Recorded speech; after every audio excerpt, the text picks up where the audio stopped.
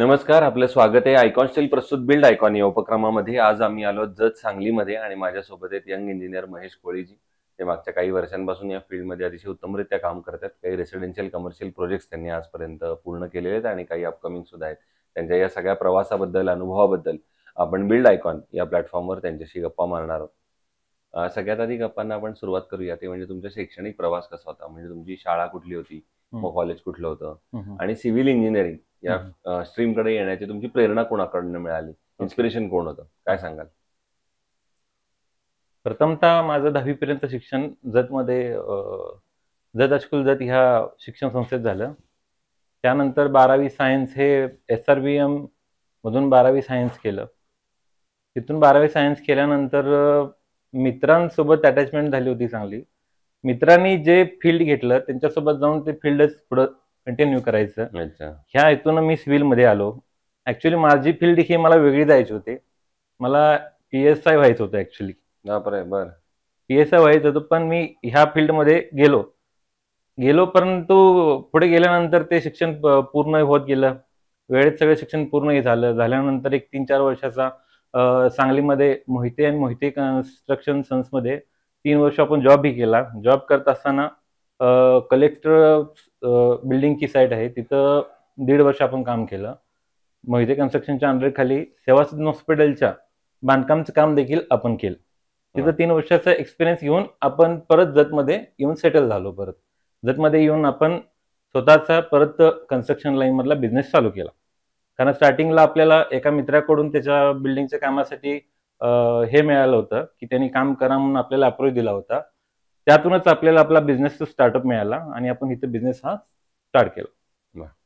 तुम्ही म्हटलं तसं तुम्हाला सुरुवातीला पोलीस खात्यात भरती व्हायचं होतं. हो. आणि तुम्ही इकडे आला. तर मग आता कुठलं फील्ड वाटतंय चांगलं? हे का ते केलं असतं तर ते बरं झालं असतं असं वाटतंय तुम्हाला? आता हेच फील्ड बेटर वाटते. अच्छा, अच्छा. मग ठीक आहे. म्हणजे त्या मित्रांबरोबर घेतलेला डिसिजन हो, डिसिजन एकदम योग्य होतात. बरोबर आहे. दुसरं असं आहे की तुम्ही सांगितलं त्याप्रमाणे तुम्ही मधल्या काळात काही आधी प्रॅक्टिस केली, सर्व्हिस केली पहिल्यांदा आणि मग तुम्ही पुन्हा जतमध्ये आलात. तर जतमध्ये आल्यानंतर जो स्वतःचा पहिला वैयक्तिक प्रोजेक्ट घेतला तुम्ही, तर तो कसा होता? तेव्हा काही अडचणी, जबाबदारी कशी होती? कुणाच्या रेफरन्सनं तो प्रोजेक्ट आला? त्या प्रोजेक्ट बद्दल काय सांगाल? ज्यावेळी जतमध्ये मी आलो त्यावेळी प्रसाद कंगोनी हा माझा मित्र होता. त्याचं गावामध्ये एक छोटीशी साईट होती. साधारणतः एक 250 ते 300 स्क्वेअर फीटच्या एरियामध्ये एक कमर्शियल आपल्याला बिल्डिंग बिल्ड करायची होती. तर त्या एरियामध्ये बिल्डिंग बिल्ड करत असताना गावात ती साईट होती. कंजेस्टेड एरिया होता. पॉप्युलेशन लोकांचं राहणे येणं जाणं जास्त होतं. काम करत असताना खूप स्ट्रगलिंग झालं, पण त्या स्ट्रगलिंग पाथमध्ये ते गावात बिल्डिंग असल्यामुळे तिथून मार्केटला नाव पिन झालं. ते काम चांगलं केल्यामुळे पुढं कामं मिळत गेली आणि सत्यदीप कन्स्ट्रक्शनचा फ्लो असाच हा कंटिन्यू आहे वाढत गेला. चालू राहिला. बरोबर आहे. आता येऊया या क्षेत्रातल्या काही प्रश्नांकडे. त्यातला पहिला प्रश्न असा आहे की या क्षेत्रामध्ये अकुशल कामगार किंवा अनस्किल्ड लेबरचं पर्सेंटेज फार आहे ज्या एरियात आपण काम करतो आणि त्यांच्याबरोबर काम करणं बऱ्याचदा धोकादायक सुद्धा ठरू शकतं. तर तुम्ही कशी साधारणपणे ती परिस्थिती हाताळता साईटवर? जनरली कसं होतं की कन्स्ट्रक्शन लाईनमध्ये 90% वर्कर हे अनस्किल्डच असतात. काम करत असताना चुका त्यांच्याकडून होतात, पण चुका झाल्या म्हणून त्यांना थोडंसं टाईटली वागवलं पण पाहिजे, थोडंसं ओरडलं पण पाहिजे. परंतु ज्यावेळी ते काम संपत येते त्यांच्याशी ते रूटली सॉफ्ट पण राहिलं पाहिजे. कारण रिलेशन आपण जेवढं स्ट्रॉंगली त्यांच्याशी बिल्ड करतो तेवढं आपला प्रोजेक्ट आणि आपलं काम त्यांच्याकडून निघून जातं आणि आपलं काम चांगलं होतं. ओके. हा जसा एक मुद्दा आहे अकुशल कामगारांचा, तसा तुम्ही आता रेसिडेन्शियल मध्ये काम करता म्हणून एक प्रश्न विचारायचा आहे. ते म्हणजे बऱ्याचदा रेसिडेन्शियल मधले तुम्हाला कस्टमर असं म्हणत असतील की आमचं बजेट इतकंच आहे, 20 लाख 25 लाख आणि आता ह्याच्यातच घर आम्हाला बसवून द्या किंवा बनवून द्या. तर अशा वेळेला एक इंजिनियर म्हणून तुमची जबाबदारी असते की तुम्हाला एक चांगलं खरं दर्जेदार घर बनवायचं. बरोबर आहे. पण अशा वेळेला मग दर्जा आणि बजेट या दोन्हीची सांगड तुम्ही कशी घालता? इन जनरली अशा केसमध्ये आपण काय करतो, मिनिमम ऑफ एरियाचा एन ए प्लॉट हुडकतो पहिल्यांदा स्टार्टिंगला. मिनिमम ऑफ एरियाचा एन ए प्लॉट म्हणजे काय, साधारणतः 700-800 स्क्वेअर फीटचा जो काय प्लॉट असेल किंवा 1000 स्क्वेअर फीटचा प्लॉट असेल, असा एखादा प्लॉट बघतो ज्याची की मूळ किंमत कमी असेल.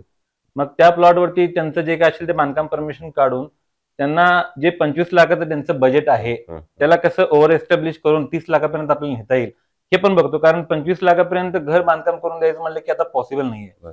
त्यांना पहिला स्टार्टिंगला आपण त्यांना लोन सँक्शन करून दिल्यामुळे त्यांचा कॉन्फिडन्स बिल्ड होतोय आणि वरती 4-5 लाखाचं लोन कुठलाही सध्या कर्मचारी वर्गाला किंवा कामगार वर्गाला पण जास्त नाहीये. त्यामुळे 30 लाखापर्यंत घर एखादी व्यक्ती किंवा एखादं कस्टमर आपल्याकडून घ्यायला इझिली तयार होतं. बरोबर आहे. हा जसा एक प्रश्न आहे आता आपल्या इंडस्ट्रीमध्ये याच्यापेक्षा एक वेगळा प्रश्न विचारायचा आहे. तो म्हणजे सांगली जिल्ह्याच्या विकासाचं विजन. एक इंजिनियर म्हणून जर तुम्हाला विचारलं तर एक तुमच्या डोळ्यासमोर कुठली मुद्दे किंवा क्षेत्र येतात?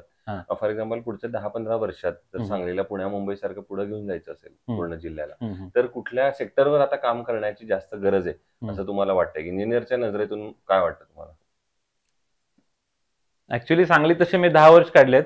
भोकरे कॉलेजला शिक्षण झाल्यामुळे तिथलं भोकरेचं शिक्षण झालं मिरजेच्या कॉलेजला आणि प्रॅक्टिस एक 4-5 वर्षाची, अशी टोटल 10 वर्ष मी तिथं सांगलीला काढलेले. त्यामुळे सांगलीच्या बाबतीत मला बऱ्यापैकी माहित आहे.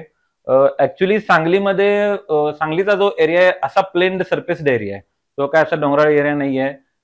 प्लेन्ड सरफेस एरिया असल्यामुळं तिथं डेव्हलपमेंट करणं इझिली पॉसिबल आहे, नाही असं पण नाहीये. पाण्याची बी रिक्वायरमेंट आहे, लँड मुबलक आहे. फक्त आतापर्यंत काय झालं, पर्टिक्युलरली चांगल्या इंडस्ट्रीज ह्या आपल्या इकडं न आल्यामुळं किंवा एखादं विमानतळ म्हणा किंवा एखादं जे काय असेल ते मोनोरेल म्हणा, असे जे काही नवीन नवीन स्मार्ट सिटीचे जे काही प्रोजेक्ट आहेत ते न आल्यामुळं आपली सांगली थोडीशी मागे आहे अजून.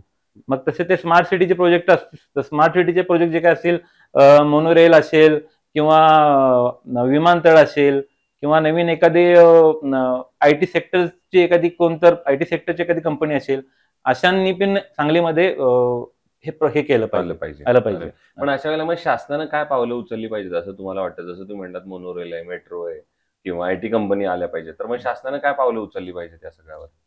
शासनाने काय केलं पाहिजे की शासनाने असे ज्या आता तुम्ही जसं मला विचारलं की सांगलीला डेव्हलपमेंट करण्यासाठी काय करता येईल, असे हे मुद्दे त्यांनी शासनाने अशा लोकांपर्यंत पोहोचले पाहिजे. त्या लोकांकडे त्यांनी माहिती घेतली पाहिजे आणि त्याच्यावरती काय वर्कआउट करता येईल बघून ते शासनाने ठरलं पाहिजे. कारण निधी त्यांचा किती त्यांच्याकडे उपलब्ध आहे ह्याच्यावरती ते वर्कआउट सगळं डिपेंड आहे असं आहे. आणि मुळात राजकारणी नेत्यांची त्यांची पण काम करण्याची कुवत पण पाहिजे त्याच्यामध्ये. बरोबर.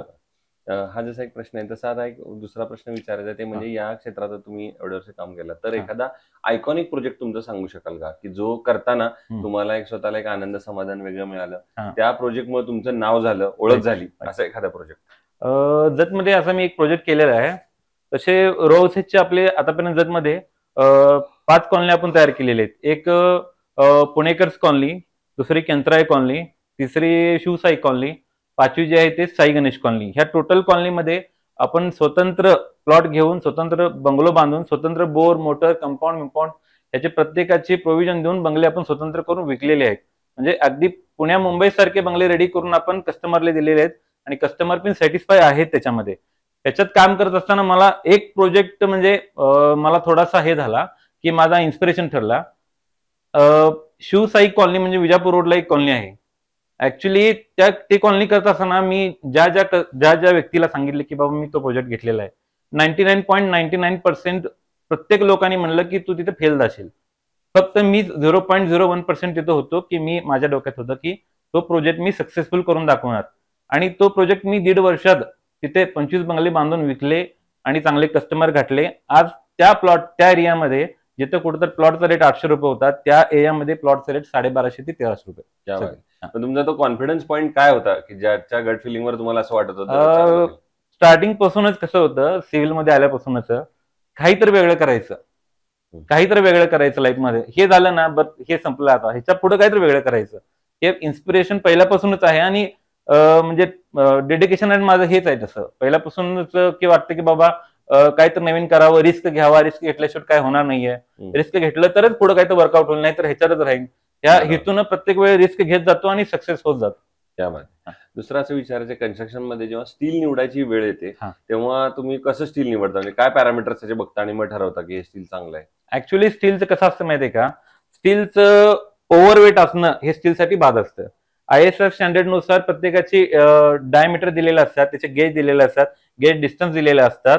त्या स्टीलच्या रॉडचं एका 12 मीटरच्या रॉडचं किती वेट हे बसतं हे ISO स्टँडर्ड मध्ये दिलेलं असतं. त्या मिनिमम तो जो बंडल असतो ना स्टीलच्या ह्याचा, त्याच्या वेट पेक्षा जो ISI स्टँडर्डचा जो काही वेट येतो D²/162 हा एक फॉर्म्युला आहे. मल्टिप्लाय बाय 10 केल्यानंतर एका बारचं वेट निघतं. मग कसं असतं की 10 mm बंडलमध्ये वेगळे बार असतात, 8 mm बंडलमध्ये नंबर ऑफ बार वेगळे असतात. तसे त्यांचं कॅल्क्युलेशन लावून एक वेट काढलं जातं. त्या वेटपेक्षा ओव्हरवेट असू नये केव्हाही स्टील. बरोबर. त्या वेटपेक्षा 1-1.5 किलो कमी असलं चालतं किंवा तेवढं असलंच चालतं. ओव्हरवेट जर असेल तर त्याचा गेजचा प्रॉब्लेम राहतो. त्याचे जे डायमीटर आहे त्या डायमीटरचा प्रॉब्लेम राहतो तो. मग ते स्टील युटिलाइज होऊ शकत नाही. तुम्ही आयकॉन स्टील कधी कुठल्या प्रोजेक्टवर वापरलंय का? हा, आपण वापरलेला आहे. अनुभव कसा आहे प्रॉडक्ट म्हणून पण आणि सर्व्हिस म्हणून पण? आपल्या साई गणेश कॉलनीचा एक 18 बंगल्याचा प्रोजेक्ट आहे. तिथं टोटली सर्व आपण आयकॉन स्टील वापरलेलं आहे. कुठेही डक्टिलिटीला स्टील कमी पडत नाहीये आणि रस्टिंग प्रॉपर्टी पण त्याची कमी आहे की बाबा बाकीच्या स्टील सारखं पडलं की लगेच रस्ट होतं असं ह्याचं काही नाहीये. मी जाणवलं, मला जे दिसलं ते मी बोलतो. रस्टिंग प्रॉपर्टी कमी आहे, रस्ट स्टील होत नाहीये. स्टीलची ही आपली स्ट्रेंथ चांगली आहे. स्टील वापरायला पण चांगलं आहे आणि त्याचं जे वेट आहे ISI स्टँडर्ड नुसारच आहे. थोडंफार कमी असू शकतं, कमी असलेलं केव्हा पण बेटर, जास्त असू नये. आणि आता अगदी शेवटचा प्रश्न ते म्हणजे या क्षेत्रात आता जे नवीन तरुण इंजिनियर्स येत आहेत, फ्रेशर्स येत आहेत, त्यांना तुम्ही एक सिनियर म्हणून, मित्र म्हणून काय सल्ला द्याल या क्षेत्रात येण्यापूर्वी? मित्रांनो, क्वालिटीवर भर द्या, क्वांटिटीवर नको. क्वालिटी काम द्या, क्वालिटी तुम्हाला पेपर करेल. क्वालिटी काम दिला तर तुमच्याकडे काम येत जातील आणि कंटिन्युटी राहील. वा वा. सो हे होते इंजिनियर महेश कोळी आणि त्यांनी फार महत्वाचा मुद्दा जाता सांगितला, ते म्हणजे क्वालिटीवर भर द्या. कारण आपण अर्थात ज्यांची वास्तू बांधतोय की पुढची 60-70 वर्ष टिकावी अशी जर तुम्हाला अपेक्षा असेल तर त्याच्या दर्जावर लक्ष देणं फार महत्वाचं आहे आणि तो दर्जा जर तुम्ही सांभाळला तर तुम्हाला या क्षेत्रात नक्की यश मिळेल. पुन्हा एकदा आपले मनापासून आभार की तुम्ही आला त्याबद्दल आणि भविष्यात सुद्धा अशाच आयकॉनिक प्रोजेक्टची निर्मिती आपल्या हातून घडावी याच आयकॉन स्टील तर्फे मनपूर्वक शुभेच्छा. थँक्यू.